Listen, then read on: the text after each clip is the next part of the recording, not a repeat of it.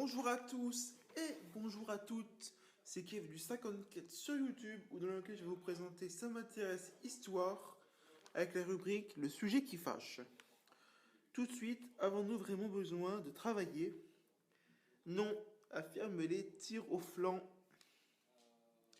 Oui, retorquent les Wonarlolix. Voici 4 exemples du passé à méditer sur la plage pour choisir votre camp avant de retourner au bureau. Par Pierre Delannoy. Le travail, c'est la santé, mais avons-nous le moment qu'on préfère? C'est les congés, on n'est pas bien là, allongé sur son transat, à siroter des cocktails détendus, un peu comme nos ancêtres du paléolithique. D'après le paléontologue américain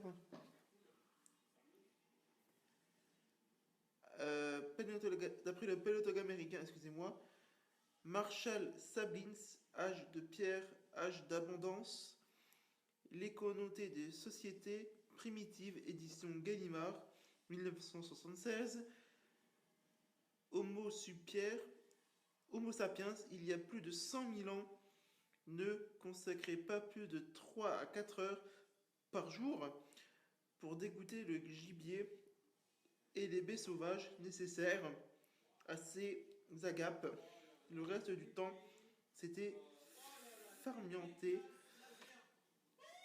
Amour, peinture, murale, création de nouveaux modèles de flèches.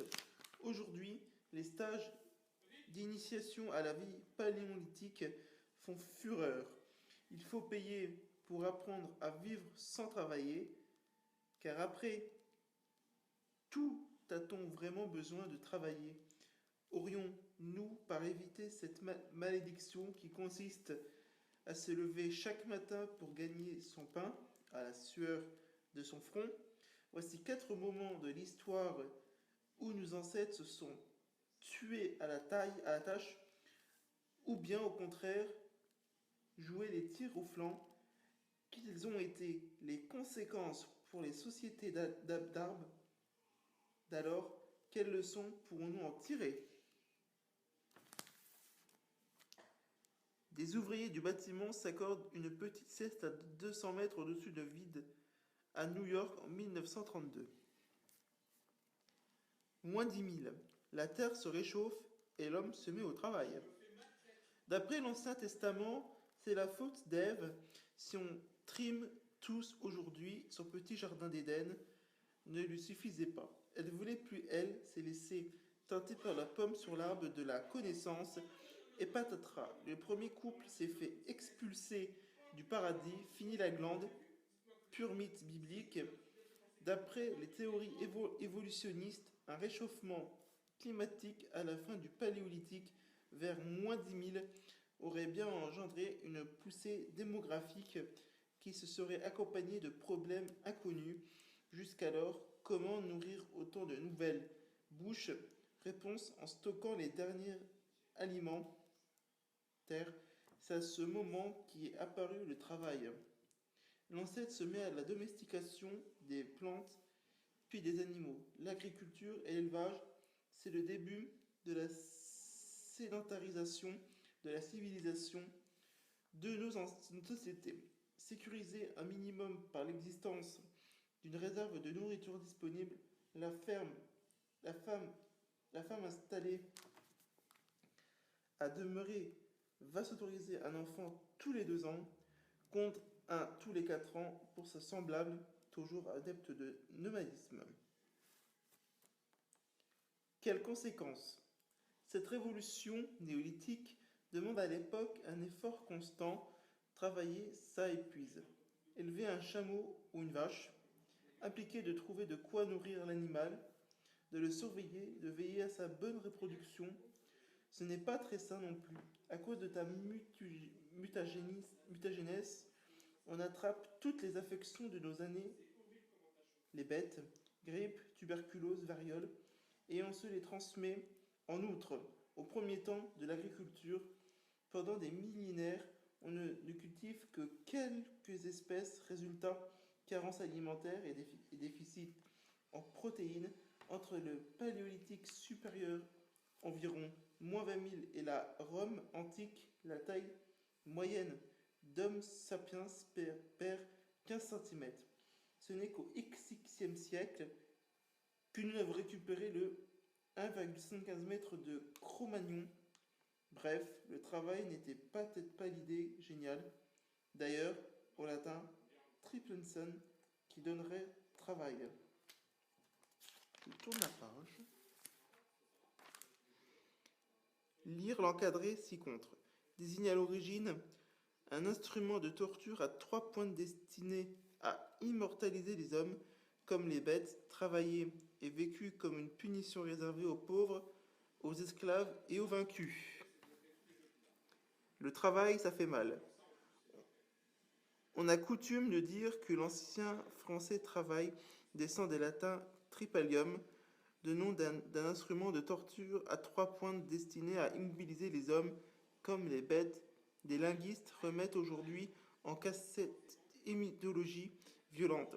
Travailler dévrierait du préfixe latin trans, qui se réduit souvent à tra, comme dans traumatène, traverser, exprimé au principe de passage avec l'idée d'un effort à accomplir, comme dans le mot anglais travel, voyage, qui est arrivé de France en Angleterre au Moyen-Âge.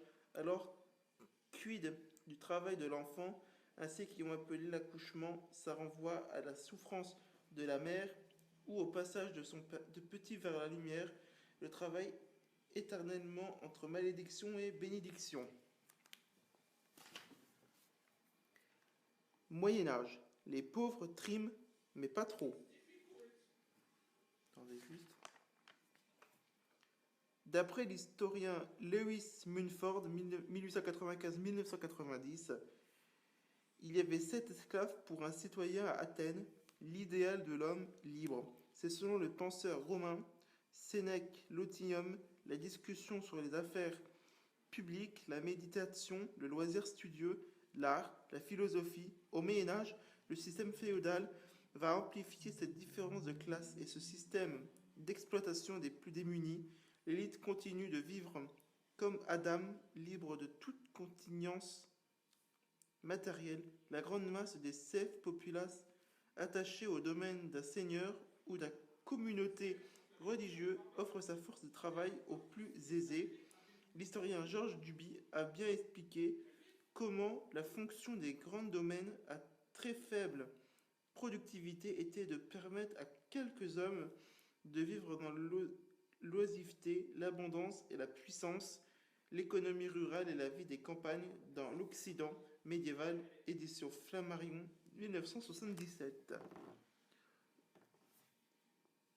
Quelles conséquences cette division du travail entre riches et pauvres pourrait passer pour l'enfer sur terre. Pourtant, le peuple aussi savait prendre son temps. Dans ces sociétés rurales, le temps qui est consacré au travail est forcément limité par les saisons et les intempéries, comme par la litanie des jours chômés et des fêtes religieuses. Près d'une journée sur 4 est chômée à l'époque. En hiver, le labeur termine avant 16 heures à cause des risques d'incendie ou ne travaille pas à la lueur des bougies. Une fois le soleil couché, le travail peut même être synonyme de plaisir. Dans l'histoire du travail et des travailleurs, édition Flammarion en 1957, l'historien Georges Lefranc décrit un bas-relief de la cathédrale de Chartres, construite au XII siècle, où l'on voit 6 jeunes femmes travailler la laine.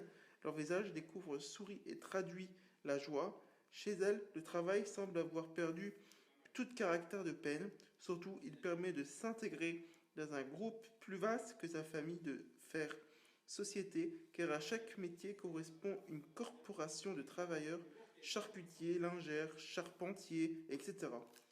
Chaque année, en France, ces groupements très structurels organisaient des défilés grandioses à travers les villes pour célébrer leur saint patron, l'occasion de faire la fête avec ses compagnons, ceux qui partagent leur pain, puis par extension leur activité pour le gagner finalement au Moyen-Âge. Travail n'est pas seulement un moyen de gagner sa croûte, cette structure à l'identité. on n'est pas si loin de Karl Marx, qui écrit en 1844 dans son ébauche d'une critique de l'énorme politique que par essence, le travail est là, manifestement de la personnalité de l'homme. Voilà, c'était la première partie du sujet qui fâche. Nous parlerons dans la deuxième partie, le travail est l'un de nos trois grands mots, l'ennui, le vice et le besoin. Voltaire, le Candide en 1759. Nous parlerons de la deuxième partie très prochainement, tout de suite.